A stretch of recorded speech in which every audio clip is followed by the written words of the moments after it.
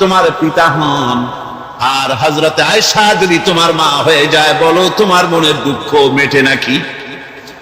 ছেলের দুঃখে কেঁদে উঠলো আর বলল, ইয়া রাসূলুল্লাহ, আপনি যদি আমার পিতা হন আর আয়েশা যদি আমার মা হয়ে যায়, এর থেকে বড় সৌভাগ্যের আমার তো আর কিছুই নাই। নবীজি এতিমকে বাড়ি নিয়ে গিয়ে হযরতে আয়েশার হাতে তুলে দিয়ে বললেন, আয়েশা রে, পবিত্র ঈদের দিনে আল্লাহ রাব্বুল আলামিন তোমার জন্য একটা উপহার পাঠিয়েছেন, এটা যত্ন করো। এতিমের প্রতি দরদ রাখার জন্য আল্লাহ রাব্বুল আলামিন বলেছেন, এতিম, মিসকিন, বিধবা, অসহায় লোক, তাদের প্রতি যাতে করে মুসলিম সমাজ লক্ষ্য রাখে, সেজন্য আল্লাহ পাক নির্দেশ করেছেন। বুখারী এবং মুসলিম শরীফের হাদিসে এসেছে, আস-সাই আলাল আরমালাত ওয়াল মিসকিন কাস-সাই ফি সাবিলিল্লাহ। বিধবাদের জন্য, মিসকিনের জন্য কেউ যদি কোনো উদ্যোগ গ্রহণ করে, কেউ কোনো সাহায্য দেয়, জিহাদের ময়দানে জিহাদ করে আল্লাহর রাস্তায় যে সওয়াব পাওয়া যায়, যে মর্যাদা পাওয়া যায় আল্লাহর কাছে, এটি মিসকিন বিধবাকে সাহায্য করলে সেই সওয়াব আল্লাহ রাব্বুল আলামিন আমলনামায় দিয়ে দেন। আমাদের প্রিয় নবী এতিম মিসকিনদের খুবই ভালোবাসতেন। ভালোবাসতেন তার নিজের চাকর হযরত যায়েদ ও আনাস রাদিয়াল্লাহু তাআলা আনহুকে। সে সম্পর্কে এখন আলোচনা করা হচ্ছে। তার চরিত্রই প্রমাণ করে নবীদেরকে বায়নাত দেওয়া হয়েছে, এমন চরিত্র আচার আচরণ দেওয়া হয়েছে যাতে করে লোকেরা অভিভূত হয়ে যায়, আকৃষ্ট হয়ে যায়। হযরতে যায়েদ, তিনি তো কৃতদাস ছিলেন, হারায় গেলেন বাপ মা থেকে, আর এরপরে কুদরত তারে মুহাম্মদ সাল্লাল্লাহু আলাইহি ওয়াসাল্লামের ঘরে উঠায় দিল। তিনি তখনও তখনও নবুয়তের দায়িত্ব পান নাই। যায়েদের পিতার কাছে খবর হয়ে গেল, যায়েদ আছে রাসূলের বাড়িতে, মুহাম্মদ সাল্লাল্লাহু আলাইহি ওয়াসাল্লামের বাড়ি। মক্কায় তারা এসে হুজুরের সঙ্গে দেখা করে বললেন, মুহাম্মদ সাল্লাল্লাহু আলাইহি ওয়াসাল্লাম, জানতে পেরেছি আপনার কাছেই আমাদের ছেলে যায়েদ আছে, মেহেরবানি করে তাকে আমাদেরকে ফিরায় দেন। হুজুর বলেন, যায়েদ যদি তোমাদেরকে চিনতে পারে আর যদি যেতে চায়, আমার পক্ষ থেকে কোনো আপত্তি নাই, অবশ্যই যাবে। তবে যায়েদ যদি যেতে না চায়, আমি এমন লোক নই যে কেউ আমার কাছে থাকতে চাইলে আমি জোর করে তাকে ঠেলেও দিতে পারি না, আমি তেমন লোক নই। পিতা বললেন, আপনি অবশ্যই যুক্তিপূর্ণ কথা বলেছেন। হযরতে যায়েদ কেন হলো? হুজুর বললেন, তুমি কি চেনো এদেরকে? যায়েদ বললেন, চিনি, ইনি আমার বাবা, উনি আমার চাচা। যায়েদের পিতা বলেন, বাবারে বাড়ি চলো, তোমার মাকে দেখে যে হয়রান, চলো বাড়ি যাই, বাড়ির যা কিছু আছে সব তোমাকে ফিরিয়ে দেওয়া হবে। হযরতে যায়েদ বলতেছেন, পিতা, বাড়িতে যা আছে তাই শুদ্ধ, তামাম দুনিয়াটা যদি আমারে দেওয়া হয়, এই লোকটির কাছে থেকে যে ব্যবহার পেয়েছি, আমি এই লোকের কদম ছেড়ে যেতে পারি না। তার চরিত্রই প্রমাণ করে তিনি নবী, কি ব্যবহার পেয়েছেন। নবীজির টুপি সুন্নত, নবীজির টুপিটা মাথায় লাগাই। নবীজি মিষ্টি পছন্দ করতেন, মিষ্টি সুন্নতটা পছন্দ করি। নবীজি কদু খাইতেন, কদু খাওয়া সুন্নতটা পছন্দ করি। নবীজি চোখে সুরমা লাগাতেন, সুরমা লাগানোর সুন্নত পছন্দ করি। কিন্তু নবীজি রাষ্ট্র দখল করে প্রেসিডেন্ট হয়েছিলেন, আর আল্লাহর দ্বীন কায়েমের জন্য তায়েফে যে রক্ত দিয়েছিলেন সেটাও যে সুন্নত। আবার ওহদে যে দান মোবারক শহীদ হয়েছিল সেটাও যে সুন্নত। মা বাপের জায়গা জমি ঘর বাড়ি ছেড়ে দিয়ে হিজরত করেছিলেন। এই সুন্নত বড় কঠিন, এই কঠিন সুন্নতের কাছে মুসলমানের পাওয়া যায় না। 13 বছর পূর্ণ হওয়ার পথে এমন সময় রব্বুল আলামিন ইচ্ছে করলেন নবীজিকে আপন দরবারে ডেকে নেবেন, কিছু খাস কথা বলার জন্য নিজের দরবারে ডেকে নেবেন, মেরাজ করাবেন, আরশে আজিমে ডেকে নেবেন। এই পৃথিবীর কোন পয়গম্বরের কিসমতে যা হয় নাই, আপনার আমার নবী মুহাম্মদ সাল্লাল্লাহু আলাইহি ওয়াসাল্লামকে আল্লাহ রাব্বুল আলামিন সেই মর্যাদা দিয়েছেন। জোরে কোন সুবহানাল্লাহ। ধুলির ধরা থেকে রাসূলকে আরশে আজিমে নিয়ে যাওয়া হবে। বোরাক এলো, বোরাক হচ্ছে বারকুন থেকে উৎপত্তি। এর অর্থ হচ্ছে বিজলি, বৈদ্যুতিক গতি সম্পন্ন, ঘোড়ার চাইতে ছোট, খচ্চরের চাইতে বড়, এই জাতীয় একটা প্রাণীর মতো হযরত জিবরাইল নিয়ে আসতেন। আমাদের দেশে কারো কারো বাড়িতে আয়নায় বাঁধানো থাকে এই ছবিটা। ঘোড়া আছে, দুইটা ডানা আছে, মাথাটা মেয়ে লোকের মতো, চুলগুলো ঝুলে পড়ছে, নিচে লেখা আছে হাজা বুরাকুন নবী সাল্লাল্লাহু আলাইহি ওয়াসাল্লাম। আন্দাজে কোথায় পাইছে আল্লাহ জানে, মিথ্যে কথা, বাজে কথা। আল্লাহ এরকম একটা মেয়ে লোক মার্কা ঘোড়া পাঠাইছিল হুজুরকে নেওয়ার জন্য, এটা কথা হইল? রাসূলকে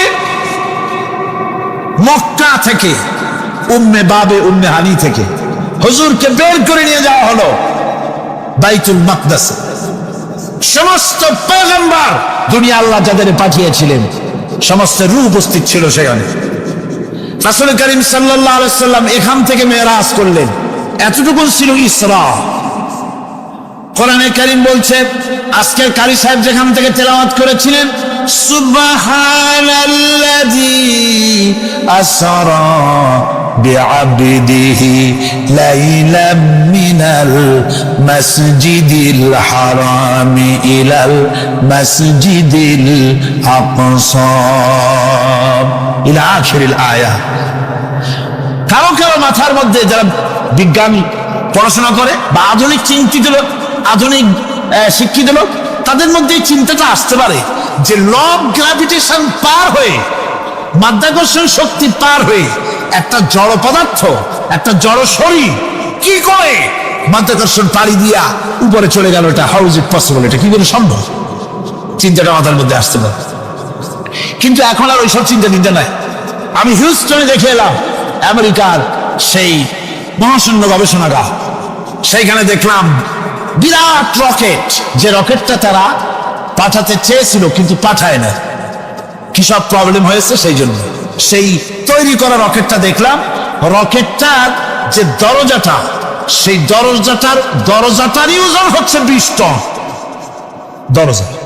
এমন টেকনোলজি দিয়ে দরজাটা তৈরি করা হয়েছে যে একটা লোকই দরজাটা এভাবে লাগাই দিতে পারে, আবার খুলেও দিতে পারে। 20 টন ওজন দরজা। আর পুরা রকেটটার ওজনটা কি হবে চিন্তা করেন। 3টা জিনিস থাকে, 2টা থাকে সিলিন্ডার, আর একটা থাকে যেটার ভিতরে মানুষ থাকে, সেই মানুষ বসার জন্য একটা, আর 2টো সিলিন্ডার থাকে। যখন এখান থেকে ছেড়ে দেওয়া হয় তখন দুই দিকে 2টা যে কোল বালিশের মতো থাকে, দেখছেন কিনা ছবিতে আপনারা, এই দুটো জ্বলে পড়ে গেল। যাওয়ার সময় এই দুটোতে যে ফোর্স লাগিয়ে দিল, এই ফোর্সে ল অফ গ্র্যাভিটেশন পার করে দিল।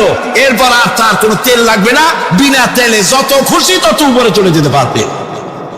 চিন্তা করলাম, মানুষের মাথায় যদি এই জ্ঞান আল্লাহ দেন, এত জরুরি জিনিস এত পাওয়ারফুল করে ছেড়ে দেওয়া হয়েছে, ল অফ গ্র্যাভিটেশন পার হয়ে যাওয়ার পর মাধ্যাকর্ষণ শক্তি শুধু পৃথিবীর নাই, প্রত্যেকটা গ্রহ, প্রত্যেকটা উপগ্রহের আলাদা আলাদা মাধ্যাকর্ষণ আছে।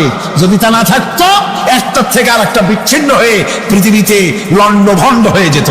প্রত্যেকটার আলাদা আলাদা মাধ্যাকর্ষণ শক্তি আছে। তো সেই জিনিসটা এভাবে চলে যায়।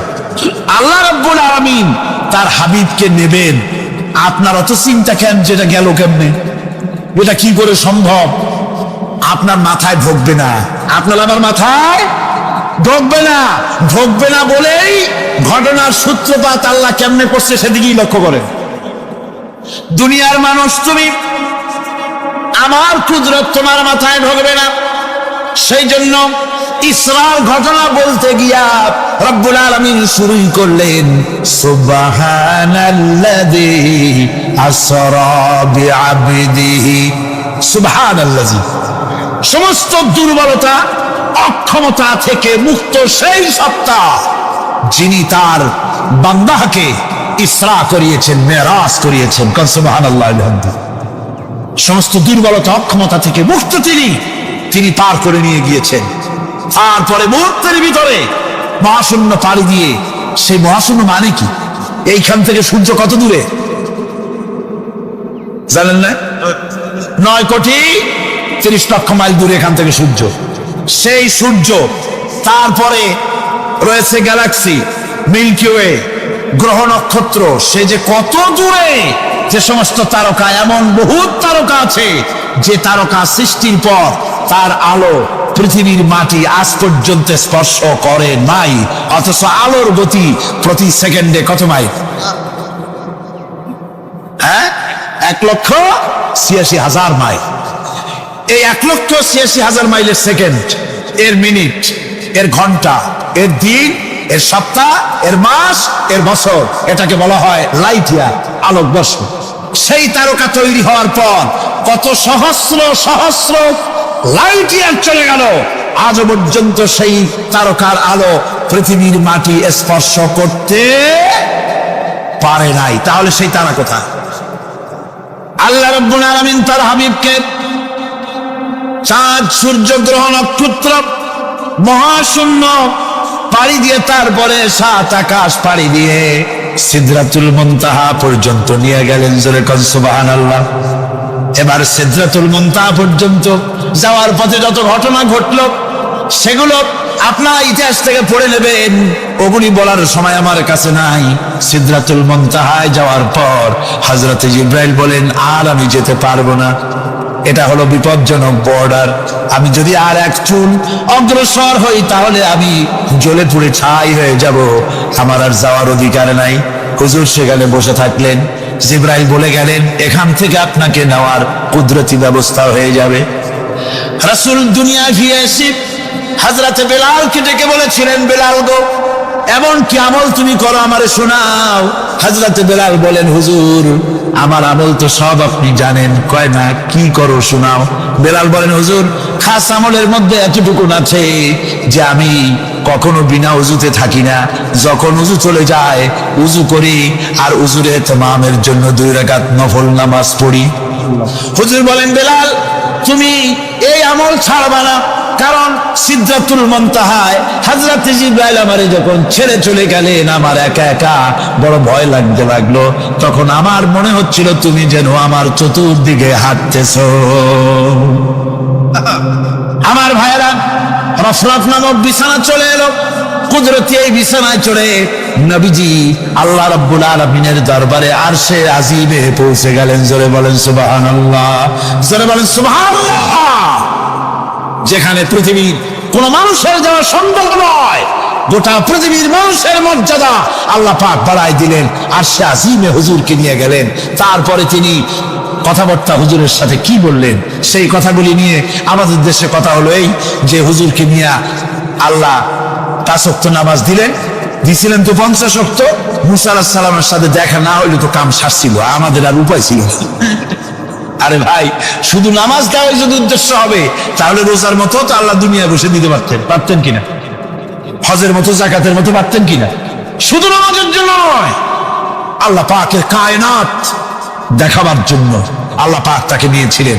বেহেশত দেখাইছেন, দোজখ দেখাইছেন, ভালো কাজ করলে কিরকম শান্তি হবে, খারাপ কাজ করলে কিরকম শাস্তি হবে চোখে দেখাই দিয়েছেন। মুহাম্মদ রাসূলুল্লাহ সাল্লাল্লাহু আলাইহি ওয়াসাল্লামকে মেরাজ থেকে ফিরে এলেন, ঘরে এসে দেখেন উজুর পানি, উজু করে যে গেছিলেন উজুর পানি তখনও গড়াচ্ছে। যে দরজা দিয়ে বেরিয়েছিলেন দরজাটা ধাক্কায় তখনও কাঁপতেছে। যে বিছানায় শোয়া ছিলেন সে বিছানায় মানুষ শুয়ে থাকলে যেমন উষ্ণ থাকে সেরকমের উষ্ণ ভাব তখনও আছে। কেমনে হলো মাথায় ঢুকবে না। সুবহানাল্লাহ, কোন ঢুকবে? জোরে কোন সুবহানাল্লাহ। এটার ব্যাপারে কোন বিজ্ঞান, দর্শন, যুক্তির প্রয়োজন নাই। প্রয়োজন শুধু এতটুকু, আল্লাহ তার হাবিবরে নেবেন, কত দ্রুত নেবেন, কত দ্রুত পাঠাবেন, এটা তিনিই ভালো জানেন, আমাদের কোনো জানার কথা না। ঠিক কিনা কথা? আল্লাহর নবী বলেছেন, আল্লাহর সৃষ্টি নৈপুণ্যতা সম্পর্কে যদি কোনো বান্দা 1 ঘন্টা চিন্তা করে, 1 ঘন্টা যদি গবেষণা করে, চিন্তা করে, রব্বুল আলামিন তার আমলনামায় 60 বছরের নফল ইবাদতের সওয়াব লিখে দেন। জোরে বলেন সুবহানাল্লাহ। আল্লাহ পাক এই সমস্ত কথা বলে এখন ওই ফর্মুলা বলতেছেন যে আসলে আমার বান্দা হওয়ার জন্য, খাঁটি বান্দা হওয়ার জন্য তার কয়েকটি বৈশিষ্ট্য থাকতে হবে। আল্লাহ পাক এখানে 8টি বৈশিষ্ট্য বর্ণনা করেছেন। আল্লাহর খাঁটি বান্দা হওয়ার জন্য বৈশিষ্ট্য কয়টা লাগবে? 8টি। বেহেশত কয়টা? বেহেশত কয়টি? আল্লাহ পাক বৈশিষ্ট্য বানিয়েছেন 8। এখানে 8টি বৈশিষ্ট্যের কথা বলা হয়েছে। মহান আল্লাহ রাব্বুল আলামিন বলেন, وعباد الرحمن الذين يمشون على الأرض هونا وإذا خاطبهم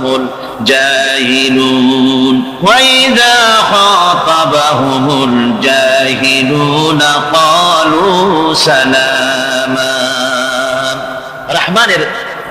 রহমানের খাঁটি বান্দা তারা, রহমানের আসল বান্দা তারা, যারা নাকি জমিনের উপর থেকে যখন হাঁটে খুব বিনয় বিনম্রতার সাথে তারা চলে। ওয়াইদা খাতাবাহুমুল জাহিলুন, আর যখন জাহিলরা তাদের সঙ্গে কথাবার্তা বলতে আসে তখন তারা তাদেরকে বলে তোমাদের প্রতি সালাম, এই বলে তারা চলে। অর্থাৎ এই 8টি বৈশিষ্ট্যের প্রথম বৈশিষ্ট্য ধরা হয়েছে চালচলনকে। ইমানদার খাঁটি বান্দা যারা, তাদের চাল চলন সম্পর্কে প্রথম বৈশিষ্ট্য ধরা হয়েছে। তার মানে হচ্ছে নির্লজ্জ, স্বৈরাচার, মাস্তান, গুন্ডা, বদমাশ, অত্যাচারী, এদের চালচলন এক ধরনের। আবার অন্যদিকে ব্যক্তিত্ব সম্পন্ন, মর্যাদাবান, এরপরে শিক্ষিত, ভদ্র, মার্জিত, তাদের চালচলন ভিন্ন ধরনের। এই দুই শ্রেণীর চালচলন কি একরকম হয় নাকি? একরকম হয়। তার কারণ হচ্ছে ব্যক্তির চালচলনের মাঝেই তার অবস্থাটা বোঝা যায় যে আসলে লোকটি কেমন। আল্লাহ রাব্বুল আলামিন এই কথার দ্বারা এটা প্রমাণ করতে চান যে মোমেন বান্দা যারা হবে, আল্লাহর খাঁটি বান্দা যারা হবে, তাদের পরিচয় দেওয়া লাগবে না। তাদের চালচলন দেখে, তাদের হাঁটা দেখে, তাদের চলা দেখে, তাদের বলা দেখে, তাদের আচরণ দেখে লোকেরা বুঝতে পারবে যে ইনি হচ্ছেন আল্লাহর একজন খাঁটি বান্দা, একজন মোমেন ব্যক্তি, কথা বুঝতে পারবে। আর সে ব্যক্তি জমিনের উপরে চলবে খুবই বিনম্র ভাবে। কোরআনে কারীমে অন্য জায়গায় আল্লাহ রাব্বুল আলামিন বলেছেন, ওয়ালা তামশি ফিল আরদি মারহান ইন্নাকা লান তাখরিকাল আরদা ওয়া লান তাবলুগাল জিবালা তুলা। আমার জমিনের উপরে অহংকারের পদবরে হেঁটো না, আমার জমিনের উপরে অহংকার করে জমিনের উপরে হেঁটো না। তুমি জমিনের উপরে অহংকার করে হেঁটে পদাঘাত দিয়ে আমার এই জমিনকে ফাটায় দিতে পারবে না। আর তুমি লাফ দিয়ে আমার আকাশে, আমার পাহাড়ের উচ্চতাও তুমি ছাড়িয়ে যেতে পারবে না। অহংকার করে কেউ কি পায়ের আঘাত দিয়ে জমিনটাকে ফাটায় দিতে পারে? কি বলেন, পারবে? আর অহংকার করে লাফ দিয়ে পাহাড়ের উচ্চতাও কি কেউ ছাড়িয়ে দিতে পারবে? পারবে না। সুতরাং অহংকার, মোমেন ব্যক্তি যারা, তারা অহংকার করতে পারে না। অহংকার মোমেনের স্বভাব নয়। অহংকার করতে পারে কেবলমাত্র আল্লাহ রাব্বুল আলামিন। অহংকার হচ্ছে আল্লাহ পাকের ইজাজ। অহংকার কে করতে পারেন? আল্লাহ পাক করতে পারেন। মানুষের অহংকার শোভা পায় না। মানুষ, তোমার আবার অহংকার কিসের? এক ফোঁটা নাপাক পানি দিয়ে যার জন্মের উৎস, এমন নাপাক পানি যা শরীর থেকে নির্গত হলে বলে গোসল করা ফরজ হয়ে যায়, এমন এক ফোঁটা নাপাক পানি যার জন্মের উৎস, তার অহংকার কি? অহংকার করবেন আল্লাহ রাব্বুল আলামিন। হাদিসে কুদসির ভিতরে এসেছে, আল্লাহ পাক বলেছেন, যে ব্যক্তি অহংকার করে সেজন্য আমার চাদর নিয়ে টানাটানি করে। জোরে করে নাউযুবিল্লাহি মিন যালিক। সুতরাং মোমেন বান্দা যিনি হবেন, আল্লাহর খাঁটি বান্দা, রহমানের খাঁটি বান্দা, সে ব্যক্তি কখনো জমিনের উপর অহংকারের সাথে চলাফেরা করবে না, বরং তার চাল চলন হবে অত্যন্ত বিনম্র। আর কি? আর হলো জাহিলদের সঙ্গে সে কোনো বিতর্কে লিপ্ত হবে না। জাহিলরা গালাগালি দেবে, গালাগালির জবাবে সে গালাগালি দেবে না। জাহিলরা অত্যাচার করবে, অত্যাচারের জবাবে সে অত্যাচার করবে না, বরং তাদেরকে দেখলে, তারা অত্যাচার করতে আসলে, তারা গালাগালি দিলে তাদের জবাবে ইদফা বিল্লাতি হিয়া আহসান, তাদের জবাবে তাদেরকে সালাম দিয়ে সেখান থেকে তারা কেটে পড়বে। সূরা কাসাসের এই আয়াত অন্য জায়গায় আল্লাহ রাব্বুল আলামিন একথা আবার এভাবে বলতেছেন, ওয়াইজা সামিউল লাগওয়া আ'রাদু আনহু ওয়া ক্বালু লানা আ'মালুনা ওয়া লাকুম আ'মালুকুম সালামুন আলাইকুম লা নাবতাগিল জাহিলিন। আল্লাহ পাক বলছেন যে যখন মুমিনেরা পরস্পরে মুমিনদের সাথে জাহিলদের যখন দেখা সাক্ষাৎ হয়ে যায়, যখন ঝগড়ায় লিপ্ত হতে চায়, তখন মুমিনেরা, যারা মুমিন বান্দা, আল্লাহর খাঁটি বান্দা, তারা বলবে যে তোমাদের আমলের প্রতিফল তোমরা পাবা, আমাদের কৃতকর্মের ফল আমরা পাবো। সুতরাং তোমাদের প্রতি সালাম, তোমাদের সাথে আমাদের কোনো সম্পর্ক নাই। ঝগড়াঝাটি না করে তারা ফিরে আসবে। আল্লাহ পাক এরপরে বলেন, ওয়াল্লাযীনা ইয়াবীতুনা লিরাব্বিহিম সুজদান ওয়া কিয়ামা। রহমানের খাঁটি বান্দা তারাই আরেকটি বৈশিষ্ট্য, তাদের এই 2 নম্বরের বৈশিষ্ট্য বার বলা হচ্ছে। রহমানের, আল্লাহর খাঁটি বান্দার 2 নম্বরের বৈশিষ্ট্য যেটা, সেটা হচ্ছে এই যে তারা রাত কাটায় তার রবের হুজুরে, আল্লাহর দরবারে সেজদা দিয়ে দাঁড়িয়ে থেকে কান্দাকাটি করে তারা রাত গুজরান করে। জোরে বলেন সুবহানাল্লাহ। আর এর বিপরীত যারা, তারা রাত কাটায় রাতের বেলা মদ, জুয়া, সিনেমা, গান বাজনা, অশ্লীলতা, নাটক, হাবিজাবি গল্প গুজব করে তারা তাদের রাত কাটায়। আর যারা মোমেন বান্দা, আল্লাহর বান্দা, যারা খাঁটি বান্দা, তারা এই রাত তারা আল্লাহর ইবাদতের ভিতর থেকে কান্দাকাঠির মধ্য দিয়ে দাঁড়িয়ে দাঁড়িয়ে অথবা সেজদার ভিতরে তারা তাদের রাত কাটিয়ে দেয়। কোরআনে কারীম আল্লাহ রাব্বুল আলামিন এই কথা এভাবে বলেছেন, তাতাজাফা জুনুবুহুম আনিল মাদাজি' ইয়াদউনা রাব্বাহুম খাওফান ওয়া তামআন। আমার মুমিন বান্দারা তাদের পার্শ্বদেশ এবং পৃষ্ঠদেশ বিছানার উপরে বেশি রাত থাকে না। তারা তাদের রবের প্রতি রবের ভয়, আল্লাহর ভয়, আশা এবং আশা পোষণ করে। আর তারা আল্লাহকে ভয় করে তারা বিছান থেকে নিজের পিঠকে আলাদা করে নিয়ে তারা রাতের বেলায় আমার কাছে কান্দে, আমার কাছে দোয়া করে, তারা কান্দে, ইবাদত করে। সূরা জারিয়াতের ভিতরে রব্বুল আলামিন বলতেছেন, কানু কালিলাম মিনাল লাইলি মা ইয়াহজাউনা ওয়া বিল আসহারি হুম ইস্তাগফিরুন। আমার এই মুমিন বান্দাগুলি, আমার খাঁটি বান্দা যারা, তারা সারা রাত ঘুমায় না। রাতের একটা অংশ মাত্র তারা ঘুমায়, সারা রাত ঘুমায় না, একটা অংশ তারা ঘুমায়, আর বাকি অংশটুকু শেষ রাত্রে তারা ওঠে আর আমার দরবারে তারা কান্দে, মাপ চায় আর কাঁদতে থাকে, চোখের পানি ফেলতে থাকে। আল্লাহ রাব্বুল আলামিন শেষ রাত্রে প্রথম আকাশে আসেন। হাদিস শরীফে এসেছে, প্রথম আকাশে আল্লাহ রাব্বুল আলামিন এসে দুনিয়ার মানুষকে ডাকেন, কে আছো? গুনাহ করে জীবন বোঝাই করে ফেলেছো, নাফরমানি করেছো, গুনাহ করেছো, অথবা বিপদে পড়েছো, ঋণগ্রস্ত হয়ে পড়েছো, অসুবিধায় পড়েছো, মামলা মোকদ্দমায় পড়েছো, আমার কাছে মাপ চাও, আমার কাছে সাহায্য চাও। এই সময় যে সমস্ত বান্দারা আরামের ঘুমকে হারাম করে আল্লাহর দরবারে কাঁদতে থাকে, তাহাজ্জুদের নামাজ আদায় করে যখন হাত তুলে কাঁদে, আল্লাহ পাক তখন এই দৃশ্য দেখে ফেরেশতাদের বলেন, ও আমার ফেরেশতারা, আমার এই বান্দাগুলি কাঁদে কেন? সমস্ত মানুষ যখন ঘুমানো, এই বান্দাগুলি কাঁদে কেন বলো? ফেরেশতারা বলে, আল্লাহ তুমি তো ভালো করে জানো। ফেরেশতারা বলে, আল্লাহ আল্লাহ পাক বলবেন, তবুও তোমাদের মুখ থেকে শুনতে চাই। ফেরেশতারা তখন বলবে, রব্বুল আলামিন তোমার বান্দা গুনাহ করেছে, জাহান্নামের ভয়তে তোমার কাছে কাঁদতেছে, তোমার ভয়তে কাঁদে, জাহান্নামের ভয়তে কাঁদে। আল্লাহ জিজ্ঞেস করেন, ফেরেশতারা, ওরা যে আমার ভয়তে কাঁদে, ওরা কি আমারে দেখছে নাকি? ফেরেশতারা বলেন, না খোদা তোমারে দেখে নাই। আল্লাহ পাক বলেন, ওরা আমার যে জাহান্নামের ভয়তে কাঁদে, ওই জাহান্নাম তারা দেখেছে নাকি? ফেরেশতারা বলে, না আল্লাহ, তোমার জাহান্নাম ওরা দেখে নাই, তোমার বেহেশত কিছুই দেখে নাই। আল্লাহ পাক বলেন, আমার ফেরেশতারা, এই বান্দাগুলি আমার দুজক দেখে নাই, আমাকে দেখে নাই, হাসর মিজান সিরাত কিছুই দেখে নাই, শুধু কোরআনের কথা শুনে, আমার নবীর কথা শুনে, আমার কোরআনের কথা শুনে বিশ্বাস করে আরামের ঘুমকে হারাম করে কিভাবে কাঁদতেছে তাকায় দেখ। আমার রহমতের দরিয়ায় জোশ মেরে গেছে, তোরা সাক্ষী থেকে যা, আমার ওই ক্রন্দনরত বান্দাগুলিকে আমি আল্লাহ মাফ করে দিলাম। ربنا ظلمنا أنفسنا وإن لم تغفر لنا وترحمنا لنكونن من الخاسرين ربنا لا تزغ قلوبنا بعد إذ هديتنا وهب لنا من لدنك رحمة إنك أنت الوهاب أي الله تعالى হাজার হাজার মুসলমান নরনারী ঠান্ডাকে উপেক্ষা করে তোমার দ্বীনের কথা শোনার জন্য, কোরআনে কারীমের কথা শোনার জন্য এই মাঠে এসে হাজির হয়েছে। আল্লাহ তুমি দয়া করে মেহেরবানি করে আলোচনার সওয়াবটুকু হুজুরে পুরনূর সাল্লাল্লাহু আলাইহি সাল্লামের রূহ মোবারকে পৌঁছে দাও। রব্বুল আলামিন আমাদের মধ্য থেকে যাদের মা বাপ দুনিয়া থেকে জন্মের মতো বিদায় হয়ে গেছে, আল্লাহ কবরে যদি আযাব থাকে দয়া করে আযাব মাফ করে দাও। আল্লাহ আমাদের মা বাপের উপরে তোমার রহমত নাজিল করো। রব্বিরহামহুমা কামা রব্বায়ানি সগীরা, রব্বিরহামহুমা কামা রব্বায়ানি সগীরা। হে আল্লাহ রব্বুল আলামিন, এই মাহফিলে যত লোক আছি আমরা, কার কোন ব্যাধি আছে, রোগ আছে, আমরা তুমি ভালো করে জানো। আমাদের প্রত্যেকের ব্যাধিকে তুমি শিফায়ে আজলা দান করে দাও।